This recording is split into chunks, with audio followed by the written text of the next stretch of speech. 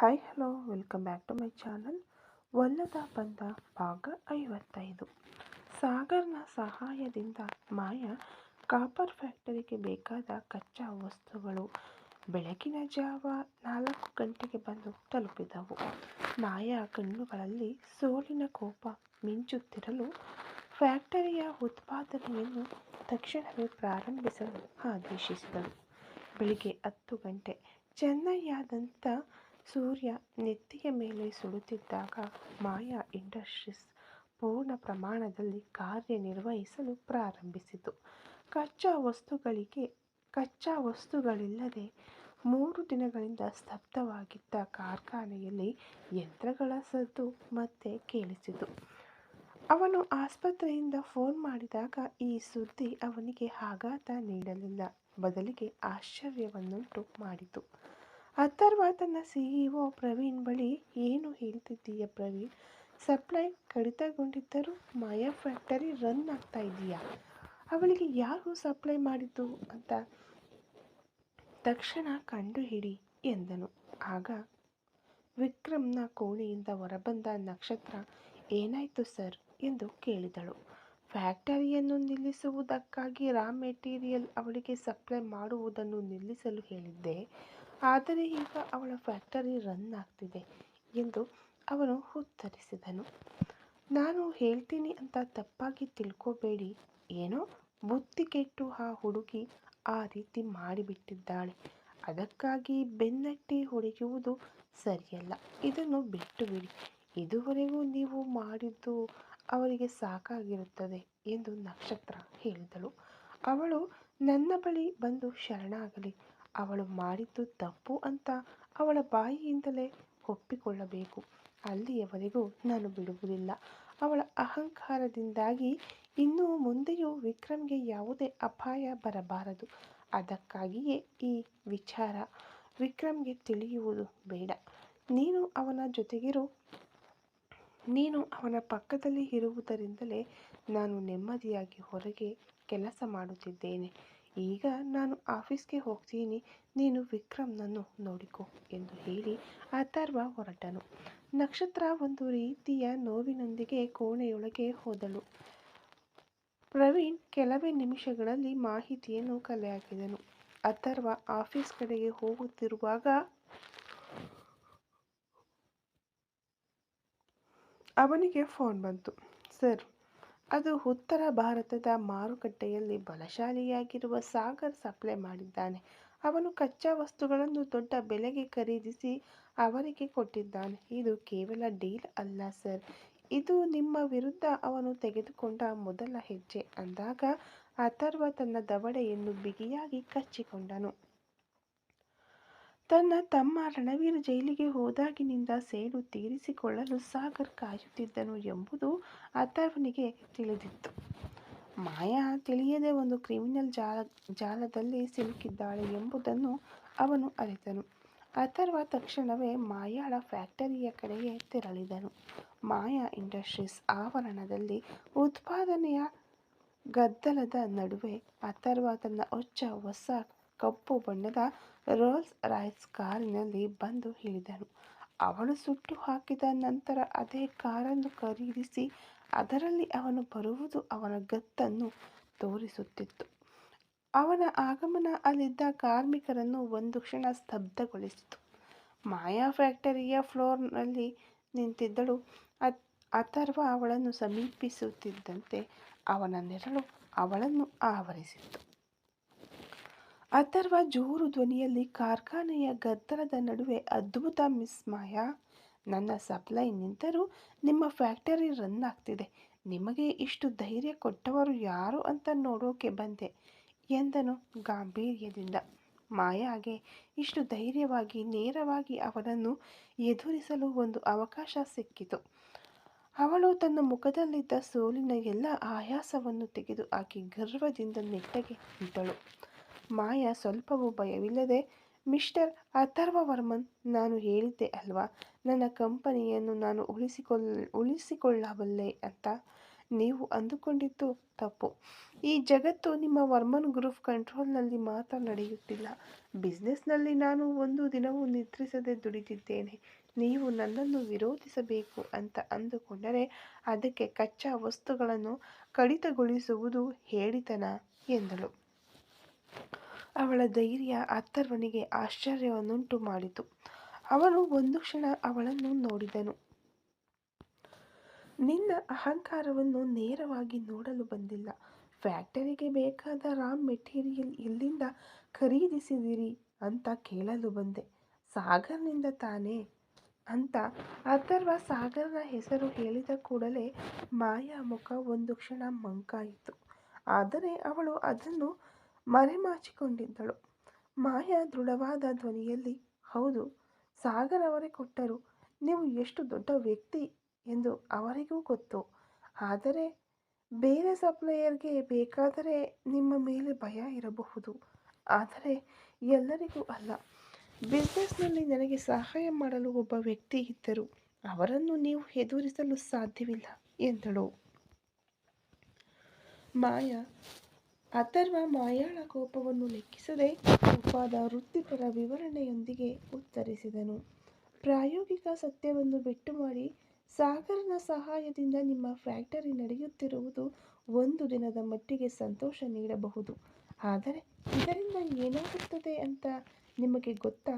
ಈಗ ಸಾಗರ್ನ ಕಂಟ್ರೋಲ್ನಲ್ಲಿ ನೀವು ಸಾಗರ್ನ ಸೇಡು ತೀರಿಸಿಕೊಳ್ಳುವ ಅಸ್ತ್ರವಾಗಿ ಬದಲಾಗಿದ್ದೀರಿ ಎಂದನು.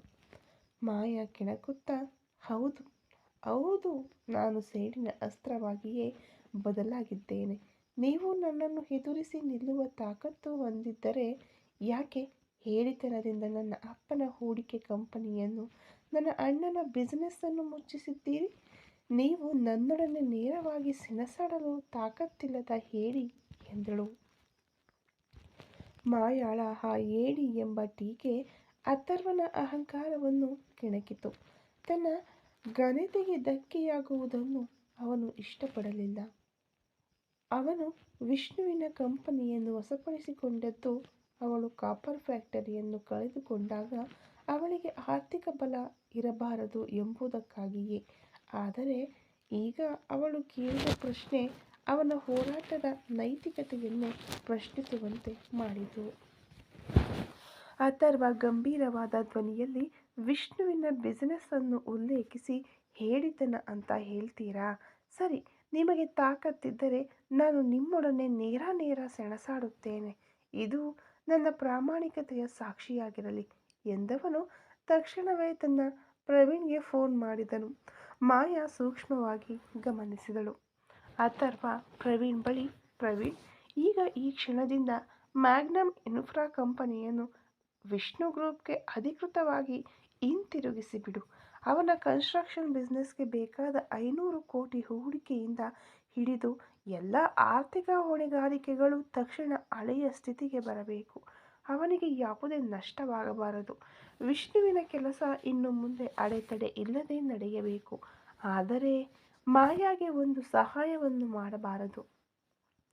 ಆ ಷರತ್ತಿನ ಮೇಲೆ ಅವನ ಬಳಿ ಅಗ್ರಿಮೆಂಟ್ನಲ್ಲಿ ಸಹಿ ಮಾಡಿಸಿಕೊಂಡು ಹಿಂತಿರುಗಿಸು ಎಂದನು. ಮಾಯಾ ದಂಗಾಗಿ ಹೋದಳು.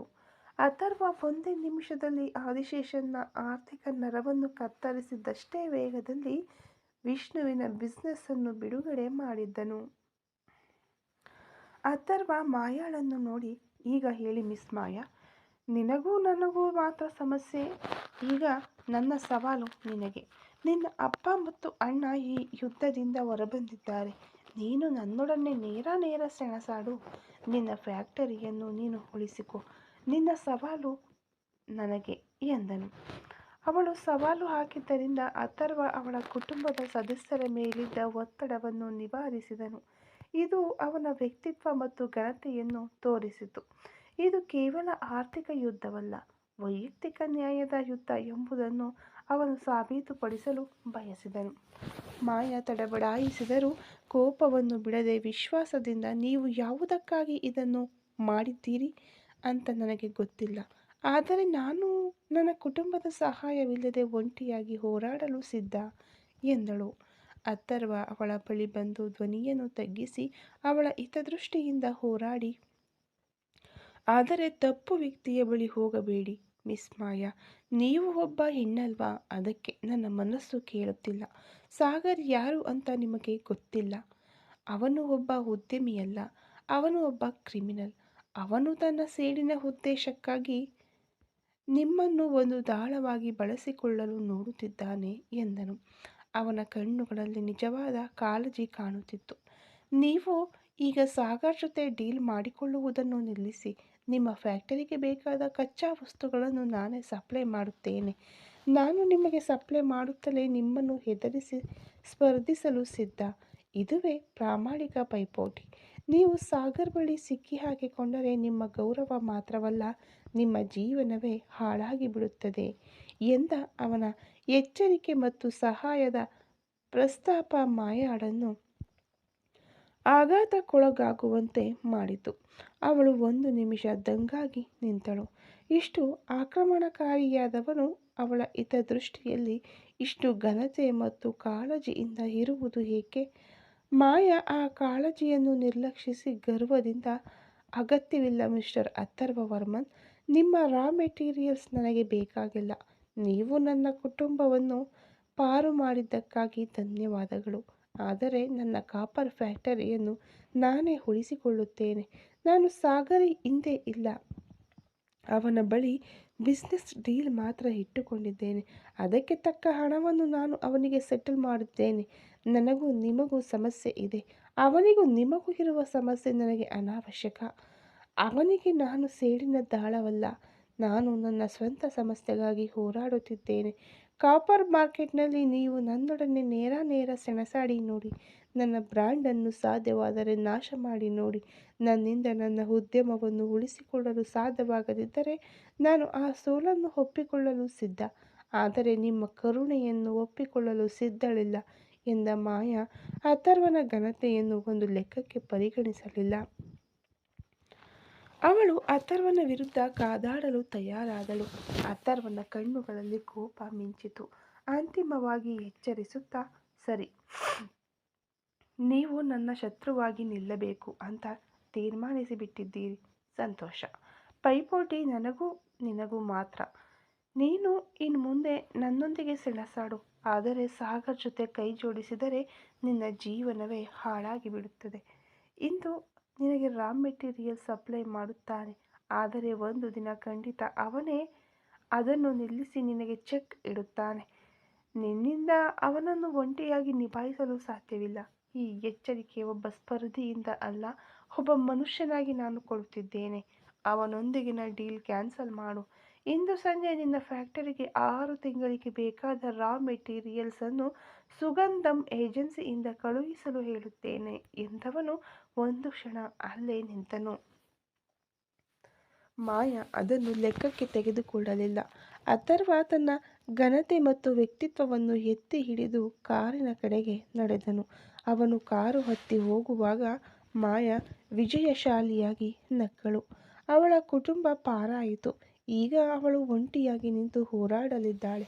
ಆದರೆ ಅವಳಿಗೆ ತಿಳಿದಿರಲಿಲ್ಲ, ಅಥರ್ವ ಅವಳ ಶತ್ರು ಮಾತ್ರವಲ್ಲ, ಅವಳ ಒಳಿತನ್ನು ಬಯಸುವ ಒಬ್ಬ ಘನತೆ ಉಳ್ಳ ಸ್ಪರ್ಧಿ ಎಂದು.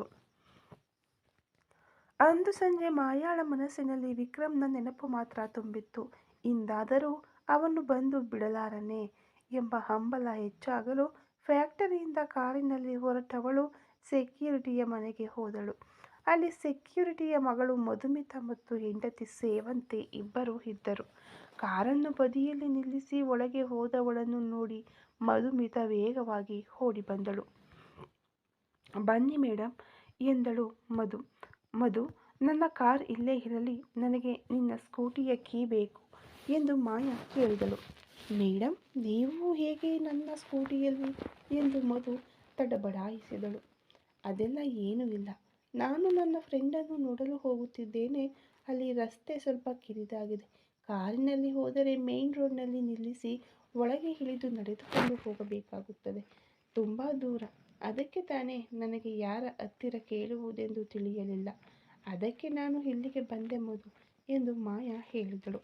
ಅಯ್ಯೋ ಮೇಡಮ್, ನೀವು ಅಷ್ಟೊಂದು ದೊಡ್ಡವರು, ನೀವು ನನ್ನ ಹತ್ತಿರ ಪರ್ಮಿಷನ್ ಎಲ್ಲ ಕೇಳುತ್ತಿದ್ದೀರಾ? ಇರಿ ಮೇಡಮ್, ಒಂದು 5 ನಿಮಿಷ ಎಂದು ಒಳಗೆ ಓಡಿದವಳು ಕೀ ತಂದು ಮಾಯಾ ಕೈಯಲ್ಲಿ ಕೊಟ್ಟಳು. ಥ್ಯಾಂಕ್ ಯು ಮಧು ಎಂದು ಹೇಳಿ ಅವಳು ಸ್ಕೂಟಿಯನ್ನು ತೆಗೆದುಕೊಂಡು ಮಧುವಿನ ಹೆಲ್ಮೆಟ್ಟನ್ನು ಹಾಕಿಕೊಂಡು ಹೊರಟಳು ಮಾಯಾ. ಇತ್ತ ಆಸ್ಪತ್ರೆಯಲ್ಲಿ ವಿಕ್ರಮ್, ನೀನು ಎಲ್ಲಿದ್ದೀಯ? ಮಧುಮಿತಾ, ನಿನ್ನ ನೋಡಲಾಗಲಿಲ್ಲ. ನಿನ್ನ ನೋಡಲು ಬರುತ್ತೇನೆ ಎಂದು ಹೇಳಿದ್ದೆ. ಅಂದು ನನಗೆ ಆಕ್ಸಿಡೆಂಟ್ ಆಗಿಬಿಡ್ತು. ಆದರೆ ಅದು ನಿನಗೆ ಗೊತ್ತಿಲ್ಲ. ನೀನು ನನ್ನನ್ನು ಒಬ್ಬ ಮೋಸಗಾರ ಅಂತಾನೆ ಅಂದುಕೊಂಡಿದ್ದೀಯಾ?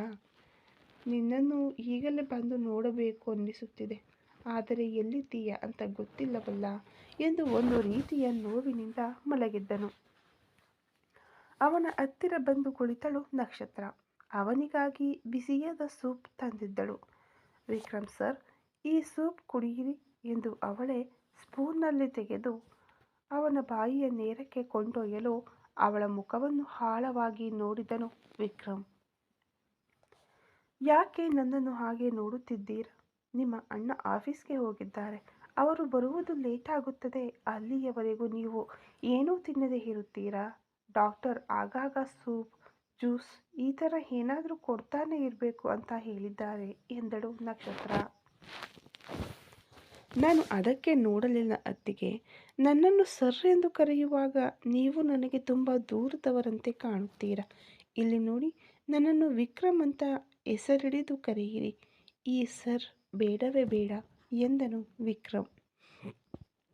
ಓಕೆ, ನಾನು ಬೇಕಾದರೆ ನಿಮ್ಮನ್ನು ವಿಕ್ಕಿ ಅಂತ ಕರೆಯುತ್ತೇನೆ ಎಂದು ಹೇಳುತ್ತಾ ಅವಳು ಸೂಪನ್ನು ಕುಡಿಸಿದಳು ಮೃದುವಾದ ಮುಗುಳ್ನಗುವಿನೊಂದಿಗೆ. ನಾನು ಕೂಡ ಮಧು ಬಳಿ ಇದೇ ಹೆಸರಿನಲ್ಲಿ ಪರಿಚಯವಾದೆ. ಆದರೆ ಅದಾದ ಮೇಲೆ ಅವಳನ್ನು ನಾನು ನೋಡಿಲ್ಲ. ಅವಳು ನನ್ನ ಬಗ್ಗೆ ಯೋಚಿಸುತ್ತಿದ್ದಾಳಾ ಅತ್ತಿಗೆ ಎಂದು ಹಂಬಲದಿಂದ ಅವನು ಕೇಳಿದನು. ಅದೆಲ್ಲ ಖಂಡಿತ ಯೋಚಿಸಿರುತ್ತಾಳೆ ಅನ್ನಿಸುತ್ತಿದೆ ವಿಕ್ಕಿ. ಈಗ ಮನಸ್ಸಿಗೆ ಹೆಚ್ಚು ತೊಂದರೆ ಮಾಡಿಕೊಳ್ಳಬೇಡಿ. ಈ ಸೂಪ್ ಕುಡಿಯಿರಿ, ಆಮೇಲೆ ಯೋಚಿಸೋಣ ಎಂದು ಹೇಳಿ ನಕ್ಷತ್ರ ಸೂಪ್ ಕೊಡಲು ಸ್ವಲ್ಪ ಸ್ವಲ್ಪವಾಗಿ ಕುಡಿದನು ವಿಕ್ರಮ್. ಆಗ ಅಥರ್ವ ಬಂದನು. ನಕ್ಷತ್ರ ಅವನಿಗೆ ಸೂಪ್ ಕುಡಿಸುವುದನ್ನು ನೋಡಿದವನಿಗೆ ಕಣ್ಣು ತುಂಬಿ ಬಂತು. ತಾಯಿಯಂತೆ ಅವನನ್ನು ನೋಡಿಕೊಳ್ಳುವ ನಕ್ಷತ್ರಾಳನ್ನು ನೋಡಿದವನ ಮನಸ್ಸು ಕರಗಿತು. ಆಗಲೇ ವಿಕ್ರಮ್ ಅವನನ್ನು ನೋಡಿದನು. ಅಣ್ಣ ಎಂದು ವಿಕ್ರಮ್ ಹೇಳಲು ಪ್ರಯತ್ನಿಸಲು ಪರವಾಗಿಲ್ಲ ಬಿಡು ಎಂದು ಹೇಳಿ ಹತ್ತಿರದಲ್ಲಿ ಕುಳಿತನು ಅಥರ್ವ. ಆಗ ಅಥರ್ವನನ್ನು ನೋಡಿದ ನಕ್ಷತ್ರ, ಏನಾಯಿತು ಸರ್, ತುಂಬ ಟೆನ್ಷನ್ನಲ್ಲಿದ್ದೀರಾ ಎಂದು ಕೇಳಿದಳು. ಅದೆಲ್ಲ ಏನೂ ಇಲ್ಲ ನಕ್ಷತ್ರ. ವಿಕ್ರಮ್ ಆಸ್ಪತ್ರೆಯಲ್ಲಿ ಇರುವುದು ಸ್ವಲ್ಪ ಟೆನ್ಷನ್ ಆಗಿದೆ. ಅದಕ್ಕೆ ಅವನನ್ನು ಯಾವಾಗ ಡಿಸ್ಚಾರ್ಜ್ ಮಾಡಬಹುದು ಎಂದು ಡಾಕ್ಟರ್ ಬಳಿ ಕೇಳಿದೆ. 1 ವಾರ ಇರಲಿ ಎಂದು ಹೇಳಿದ್ದಾರೆ ಎಂದನು. ಅಣ್ಣ, ಇಲ್ಲಿ ತುಂಬ ಬೋರ್ ಹೊಡೆದಿದೆ ಎಂದವನು. ಹೌದು ಅಣ್ಣ, ನನಗೆ ಆಕ್ಸಿಡೆಂಟ್ ಆಗಿದೆ. ಯಾಕೆ ನನ್ನ ಫ್ರೆಂಡ್ಸ್ ಒಬ್ಬರು ಕೂಡ ನೋಡಲು ಬಂದಿಲ್ಲ ಎಂದು ಕೇಳಿದನು. ವಿಕ್ರಮ್, ನಿನಗೆ ಆಕ್ಸಿಡೆಂಟ್ ಆಗಿರುವುದು ಹೊರಗಡೆ ಯಾರಿಗೂ ಗೊತ್ತಿಲ್ಲ. ಯಾವ ನ್ಯೂಸ್ನಲ್ಲೂ ಬಾರದ ಹಾಗೆ ನೋಡಿಕೊಂಡೆ. ಅದಕ್ಕೆ ಯಾರೂ ಬಂದಿಲ್ಲ. ಈಗ ನಿನಗೆ ರೆಸ್ಟ್ ಬೇಕು. ಚೆನ್ನಾಗಿ ಯೋಚಿಸಬೇಡ.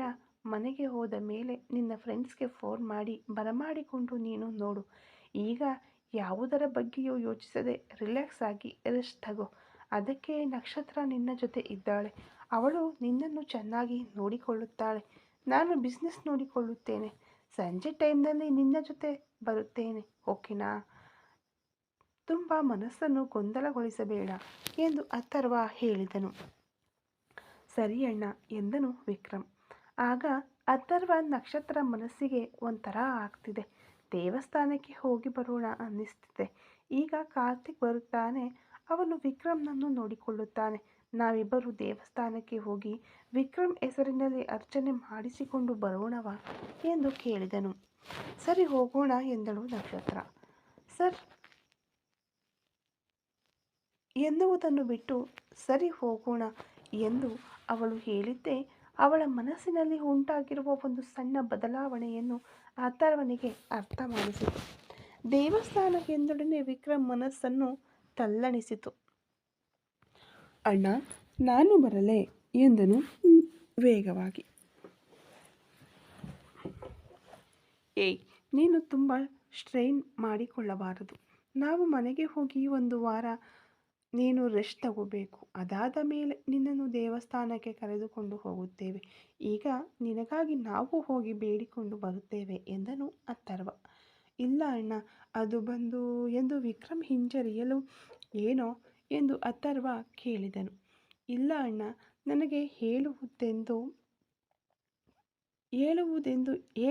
ಹೇಗೆ ಎಂದು ತಿಳಿಯುತ್ತಿಲ್ಲ. ಅದೇ ನಾನು ಹೇಳಿದ್ದೆನಲ್ಲ ಮಧುಮಿತಾ, ನನಗೆ ಆ ಹುಡುಗಿಯನ್ನು ನೋಡಬೇಕು ಅನ್ನಿಸುತ್ತಿದೆ. ಆದರೆ ಎಲ್ಲಿದ್ದಾಳೆ ಎಂದು ಗೊತ್ತಿಲ್ಲವಲ್ಲ ಎಂದು ಹೇಗೋ ಹೇಳಿ ಮುಗಿಸಿದನು. ಅಯ್ಯೋ ಎಂದು ನಕ್ಷತ್ರ ಬಾಯಿಯ ಮೇಲೆ ಕೈ ಇಟ್ಟುಕೊಂಡಳು. ಅಥರ್ವ ಕೋಪಗೊಳ್ಳುತ್ತಾನೇನೋ ಎಂದು ಅವಳು ಹೆದರಿದ ವೇಳೆಯಲ್ಲಿ ಅವನೇನೋ ಮೃದುವಾದ ಮುಗುಳ್ನಗುವಿನೊಂದಿಗೆ ಮಾತನಾಡಿದನು. ವಿಕ್ರಮ್, ನನಗೆ ನಿನ್ನ ಸಂತೋಷ ಮಾತ್ರ ಮುಖ್ಯ, ಅರ್ಥವಾಯ್ತಾ? ಆ ಹುಡುಗಿ ಯಾರೋ ಸೆಕ್ಯೂರಿಟಿ ಹುಡುಗಿ ಎಂದು ಹೇಳಿದೆಯಲ್ಲ, ಏನೂ ತೊಂದರೆ ಇಲ್ಲ. ನಿನಗೆ ಇಷ್ಟವಾಗಿದ್ದರೆ ಓಕೆ, ನೀನು ಸರಿಯಾಗಿ ಬಾ. ಅಷ್ಟರಲ್ಲಿ ಆ ಹುಡುಗಿ ಯಾರು ಎನ್ನುವ ವಿವರವನ್ನು ನಾನು ಕಂಡುಹಿಡಿಯುತ್ತೇನೆ. ಏನಾದರೂ ಕ್ಲೂ ಇದೆಯಾ ಎಂದು ಕೇಳಿದನು. ಅಣ್ಣ, ಅವಳ ಸ್ಕೂಟಿ ನಂಬರ್ ಎಂದು ಪಟಪಟನೆ ಹೇಳಿ ಮುಗಿಸಿದನು. ಓಕೆ, ಆ ಸ್ಕೂಟಿ ನಂಬರ್ ಇಟ್ಟು ನಾನು ಅಡ್ರೆಸ್ ಕಂಡುಹಿಡಿಯುತ್ತೇನೆ. ನೀನು ರಿಲ್ಯಾಕ್ಸ್ ಆಗಿರು. ಯಾವಾಗಲೂ ನಿನ್ನ ಇಷ್ಟಕ್ಕೆ ವಿರುದ್ಧವಾಗಿ ನಾನು ಏನೂ ಮಾಡುವುದಿಲ್ಲ, ಅರ್ಥವಾಯಿತಾ ಎಂದವನು ಅವನ ತಲೆಯನ್ನು ಲಘುವಾಗಿ ಸವರಿ ಹಣೆಗೆ ಒಂದು ಮುತ್ತಿಟ್ಟನು.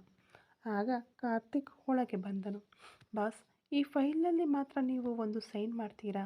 ನಾಳೆ ಬೆಳಿಗ್ಗೆ ಇದನ್ನು ಕಳುಹಿಸಿ ಬಿಡ್ತೀನಿ ಎಂದು ತೋರಿಸಲು ಅಥರ್ವ ಅದನ್ನು ಚೆಕ್ ಮಾಡಿ ಸಹಿ ಹಾಕಿದನು.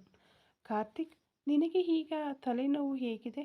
ನೀನು ರೆಸ್ಟ್ ತಗೋ ಅಂದರೆ ಕೇಳದೆ ಆಫೀಸ್ಗೆ ಬಂದು ಬಿಟ್ಟೆ ಎಂದು ಅಥರ್ವ ಕೇಳಿದನು. ಬಾಸ್, ತಲೆಗೆ ಸಣ್ಣದಾಗಿ ಒಂದು ಪೆಟ್ಟು ಅಷ್ಟೇ, ತುಂಬ ಏಟು ಏನೂ ಇಲ್ಲ. ನಾನು ರೆಸ್ಟ್ ತೆಗೆದುಕೊಂಡರೆ ಆಫೀಸ್ನಲ್ಲಿ ತುಂಬ ಕೆಲಸ ಪೆಂಡಿಂಗ್ ಆಗಿಬಿಡುತ್ತೆ. ನಕ್ಷತ್ರ ಮ್ಯಾಮ್ ಹೇಗೂ ಸರ್ಗೆ ಗುಣವಾಗುವವರೆಗೂ ಆಫೀಸ್ಗೆ ಬರಲು ಆಗುವುದಿಲ್ಲ. ನನಗೆ ಯಾವ ಪ್ರಾಬ್ಲಮ್ ಇಲ್ಲ ಎಂದನು ಕಾರ್ತಿಕ್. ಅವನ ತಲೆಯಲ್ಲೂ ಬ್ಯಾಂಡೇಜ್ ಹಾಕಲಾಗಿತ್ತು.